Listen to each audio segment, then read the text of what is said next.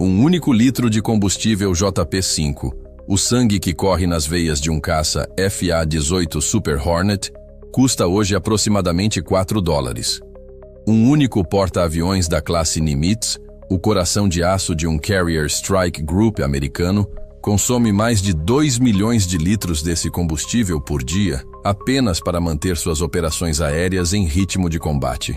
Estamos falando de 8 milhões de dólares diários, mais de 40 milhões de reais, queimados apenas para manter os anjos da morte no ar. Agora, multiplique isso pela escolta de destroyers, cruzadores e submarinos, cada um com sua sede insaciável por energia, munição e manutenção. O custo para projetar uma cidade flutuante de poder militar a milhares de quilômetros de casa ultrapassa facilmente a marca de $1 bilhão por semana. É uma cifra que o cérebro humano mal consegue processar.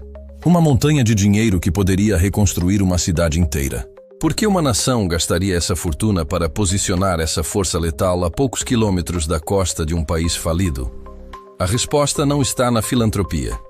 A resposta está na engenharia da aniquilação.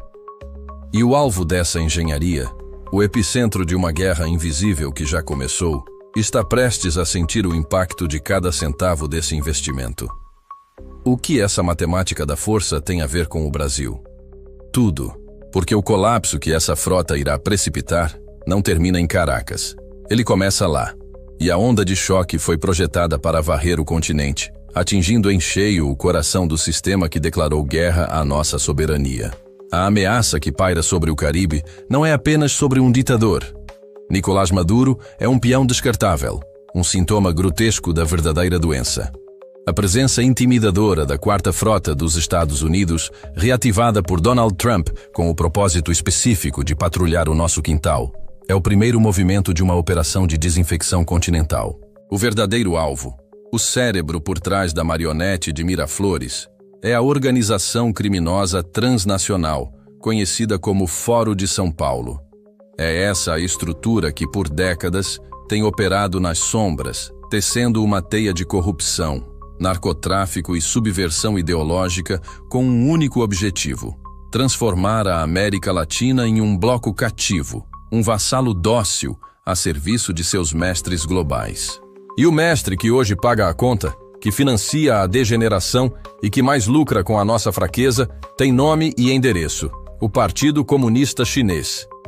Pequim viu no foro a ferramenta perfeita, o seu exército de procuração para conduzir uma guerra híbrida contra a influência americana e, principalmente, para saquear os nossos recursos estratégicos.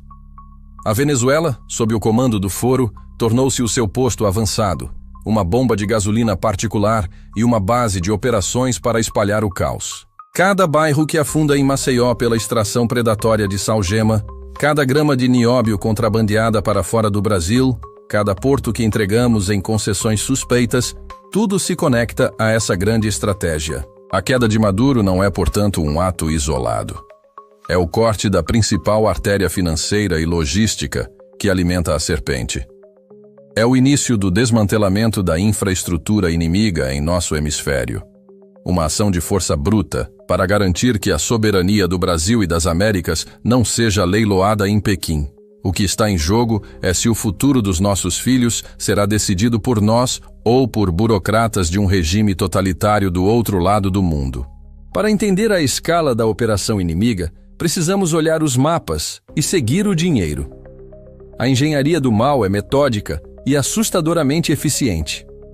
A China, sob o disfarce da iniciativa Belt and Road, não está construindo pontes, está forjando correntes. A dívida da Venezuela com a China ultrapassa a marca dos $60 bilhões. Uma dívida impagável, que não foi projetada para ser paga com dinheiro, mas com petróleo, com ouro e, acima de tudo, com submissão geopolítica. Análises de inteligência naval mostram um fluxo constante de petroleiros venezuelanos realizando transferências ship-to-ship em águas internacionais para navios chineses, uma manobra para contornar sanções e garantir que o fluxo de recursos que financia a máquina de guerra de Pequim nunca pare. Em troca, A China envia tecnologia de vigilância, equipamentos de repressão e assessores militares que ensinam a Guarda Nacional Bolivariana a esmagar seu próprio povo. Mas a matemática vai além. O Foro de São Paulo atua como o gerente regional dessa colonização. Relatórios da DEA e do Tesouro Americano detalham como as rotas do narcotráfico, controladas pelo Cartel de Los Soles, um cartel de generais do regime de Maduro, financiam operações políticas em toda a América do Sul. O dinheiro sujo da cocaína é lavado através de empresas de fachada e usado para financiar campanhas, movimentos sociais e black blocs que servem para desestabilizar governos não alinhados com a agenda do Fórum. É uma simbiose perfeita. O regime oferece a logística para o crime gera o caixa 2 para a política e a política entrega o país para a China. O plano para o Brasil é idêntico: controlar setores estratégicos como energia, agronegócio e mineração, usando a mesma combinação de corrupção política e pressão econômica. A aquisição de vastas extensões de terra, o controle de terminais portuários e a influência sobre a nossa matriz energética não são investimentos, são movimentos de cerco. É uma estratégia de estrangulamento lento e silencioso. Eles estão construindo uma fortaleza logística e econômica dentro das nossas fronteiras para nos subjugar sem disparar um único tiro. É a guerra do século XXI, travada com contêineres e corrupção. E nós somos o prêmio final. Diante de uma estratégia de cerco tão complexa, uma resposta convencional seria inútil. E é aqui que entra a genialidade da doutrina de Donald Trump. Uma contraofensiva que ataca o inimigo em todas as frentes, transformando suas maiores forças em suas piores fraquezas. A jogada de mestre não foi enviar os fuzileiros navais para Caracas, mas sim declarar guerra total à estrutura financeira que sustenta o castelo de cartas.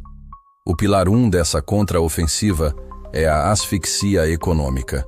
O Tesouro Americano agiu como o braço financeiro do Pentágono, mapeou e sancionou centenas de indivíduos e empresas ligadas ao regime de Maduro e ao Foro de São Paulo. Cada conta bancária congelada, cada transação de ouro bloqueada, cada petroleiro na lista negra é um míssil. Um míssil Tomahawk disparado contra o cofre do inimigo. Eles cortaram o fluxo de dólares que permitia aos generais corruptos manter a lealdade de suas tropas. Sem dinheiro para pagar os soldados, o poder da baioneta se evapora. O pilar 2 é a guerra jurídica e diplomática. Ao reconhecer um governo de oposição legítimo e ao apoiar figuras como Maria Corina Machado, os Estados Unidos isolaram o regime, transformando Maduro de presidente em chefe de uma organização criminosa. A concessão do Prêmio Nobel da Paz a Machado não foi um acaso. Foi uma arma diplomática de calibre pesado, dando a ela a blindagem internacional necessária para desafiar a tirania de dentro para fora. E ela soube a quem agradecer. Dedicando a honraria a Trump, o único líder global que moveu peças reais no tabuleiro. O pilar 3, e o mais visível, é a intimidação militar calculada. A constante presença da Quarta Frota e os sobrevoos de aeronaves de reconhecimento. Os exercícios militares conjuntos com nações aliadas como a Colômbia e o Brasil enviam uma mensagem inequívoca. Nós sabemos onde vocês estão, sabemos o que vocês estão fazendo e temos a capacidade de transformar seu mundo em um inferno, em menos de 48 horas. Esta não é uma ameaça de invasão, é uma demonstração de capacidade. É uma forma de dizer aos generais venezuelanos: o tirano de vocês não tem para onde fugir. Abandonem o navio que afunda. Enquanto podem, ou afundem com ele. O legado de Trump é exatamente este. Entender que a verdadeira força não está apenas em usar o poder militar, mas em integrar o poder econômico, diplomático e militar em uma sinfonia de pressão implacável. Quebra a vontade do inimigo antes mesmo que o primeiro tiro precise ser disparado. As consequências dessa contraofensiva multidimensional já reverberam pelos corredores do poder inimigo, gerando uma onda de pânico, humilhação e paranoia que se espalha como um vírus. Em Caracas, o desespero não é mais apenas palpável, Ele se tornou a atmosfera, que todos respiram no Palácio de Miraflores. Maduro, visivelmente inchado e com os olhos de quem não dorme há dias, ordena exercícios militares que são a mais pura expressão do teatro do absurdo. Tanques T-72, de fabricação soviética, soltando fumaça preta. E com esteiras rangendo, desfilam por avenidas vazias, não para intimidar um inimigo externo, mas como uma tentativa desesperada de intimidar seu próprio círculo de poder. É uma performance para suas próprias câmeras, um show de força patético para os generais, que ele sabe que o trairão na primeira oportunidade. Cada movimento de tropa não é uma manobra estratégica, mas um teste de lealdade. Fontes de inteligência no terreno, corroboradas por interceptações de sinais, pintam um quadro de colapso interno absoluto. As deserções não são mais um gotejamento, mas uma hemorragia. Batalhões inteiros posicionados na fronteira com a Colômbia estão operando com menos de 40% de seu efetivo. Os soldados rasos, recebendo salários que não compram 1 quilo de farinha, simplesmente abandonam seus postos durante a noite, derretendo-se na paisagem para se tornarem refugiados. Mas o verdadeiro pânico está nos escalões superiores. Oficiais de alta patente cujas famílias vivem vidas de luxo em Miami e Madrid estão em uma corrida contra o tempo, usando canais clandestinos e intermediários para negociar sua rendição com contatos americanos. Eles oferecem informações, a localização de depósitos de mísseis, as senhas das contas do narcotráfico, tudo em troca de um lugar seguro. No novo regime que sabem que está por vir. O Cartel de Los Soles, a outrora monolítica organização de generais traficantes que era a espinha dorsal financeira do regime, está em guerra civil, com as rotas de lavagem de dinheiro sancionadas. E os ativos no exterior congelados, o fluxo de caixa secou. A lealdade comprada com dólares do narcotráfico evaporou. Agora, facções rivais se matam em disputas por pistas de pouso clandestinas e pelo controlo dos poucos carregamentos que ainda saem. A humilhação de Maduro na ONU foi apenas a cerimônia pública de seu funeral político. A verdadeira decomposição de seu poder está acontecendo agora, nos quartéis e nas salas de reunião secretas, onde a única ideologia que resta é a da sobrevivência individual. Mas a onda de choque não para na fronteira venezuelana.